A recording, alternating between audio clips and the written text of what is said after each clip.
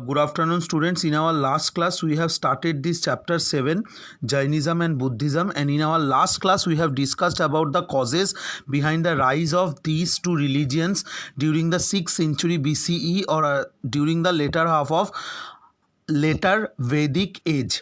So, in our last class only, I have said that Jainism was one of the oldest religion of the world, and there were 24 Tirthankaras or the teachers who talked about Jaina religion, but Mahavira was the 24th one. Before him there were 23 teachers, but Mahavira was the last one or Tirthankara who talked about Jainism, who developed Jainism and made it popular all over the world.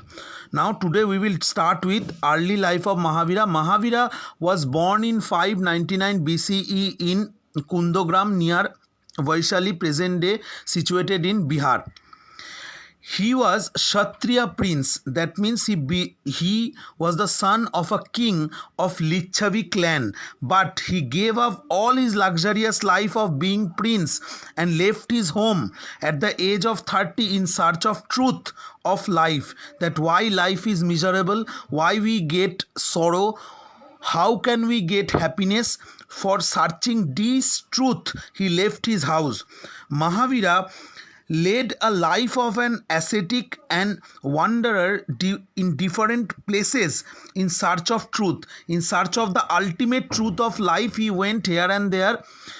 He lived a ascetic life and wanderer like the sages, like the munis, and he searched for one thing, that is the ultimate truth of life. Ultimately, he found enlightenment or the ultimate knowledge and became the Jina. This word is very important.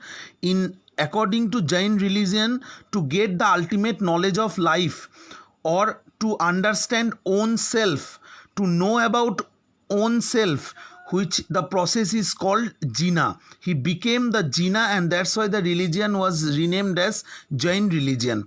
Mahavira attended Kaivalya. Kaivalya means a Prakrit term. It means the perfect knowledge of truth, perfect knowledge of life, and overcame the misery and the happiness of life. He was totally adjacent with these situations and he knew what were the causes. Mahavira attained moksha, or he got mukti or salvation, or died at the age of 72. Come to the point, consequences or the outcomes of the first battle of Panipat. Mughal power was established after the first battle of Panipat. Just now in last video I said that the Sultanate rule of Delhi was overthrown by Babur, but after winning this battle only, it didn't give Babur the supreme control over India. He had to fight another 2 battles to defeat Rajputs and other chieftains of Delhi.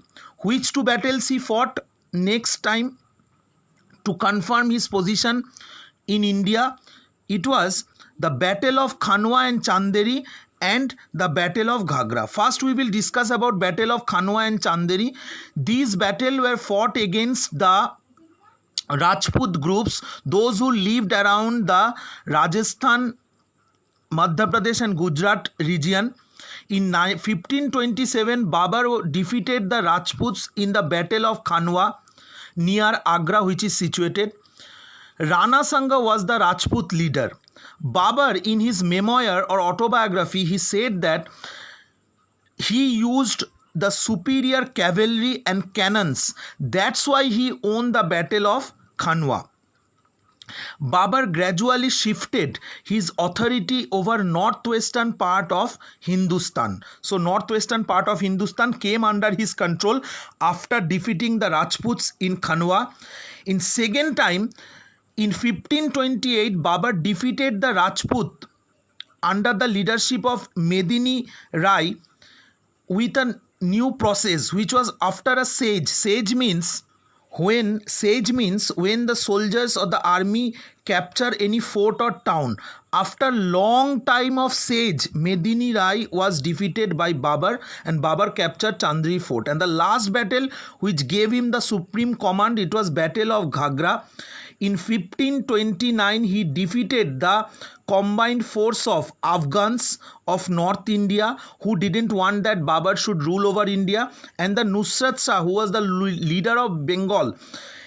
Both of these combined forces were defeated in the Battle of Ghagra in 1529. So after the Battle of Panipat, Babur fought the Battle of Khanwa, Battle of Chanderi and Battle of Ghagra, which ultimately made him the supreme controller or the supreme ruler of India, and he established Mughal dynasty successfully on Delhi's throne.